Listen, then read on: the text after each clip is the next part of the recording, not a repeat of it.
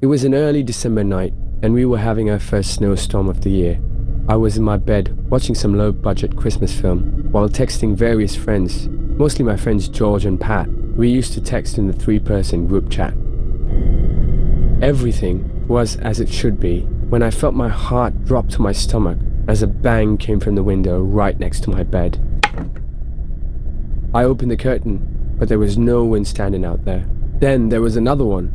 As I was still looking at the window, it was a snowball. Someone was throwing snowballs at my window. I stood on my bed to get the best possible view, but I didn't see anyone standing out there in the snow, so I actually lifted open my window to call out. It was almost immediately after I shouted out the window that I heard someone's laughter. Not a child's laughter like I was expecting it to be. It was a deeper voice. Could belong to anyone from the age of 17 to 40, for all I know. I shut the window and started texting in our little group chat, saying I knew it was one of them messing with me. The fact that they were not responding made me even more confident. I didn't close the curtains, as I knew whichever one of them it was, they weren't done messing with me yet. And just like that, another snowball hit my window. I walked up to the window quickly to try and catch him, and there he was standing in the snow, waving to me. But it wasn't either of my friends. It was some guy in a black beanie and a black coat, with gloves on, laughing. He started approaching the window. Hurriedly, I slammed it shut so that he couldn't look into my room. Both of my friends had texted back by now with question mark responses, and there was a single knock on my window, and it started being fiddled with and shaken. He was trying to lift it open. Then it all stopped. I waited a couple of minutes before peeking through the curtain.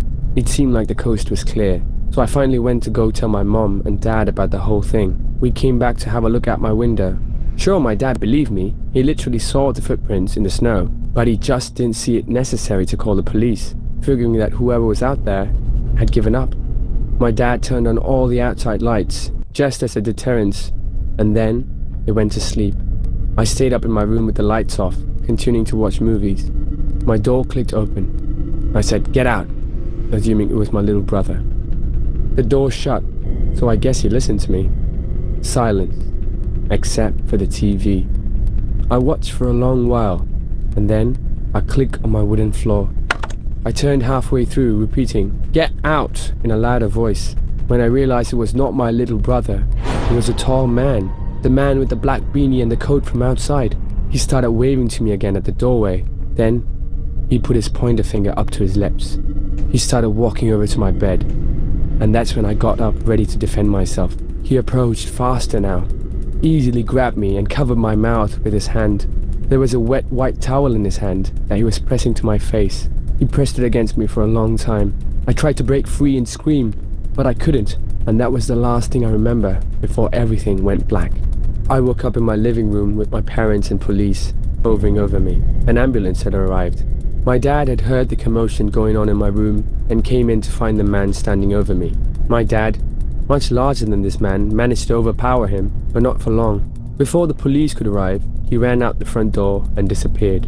I was quickly brought to the hospital. Thankfully, I was alright. If you're wondering, the police are still searching for this man.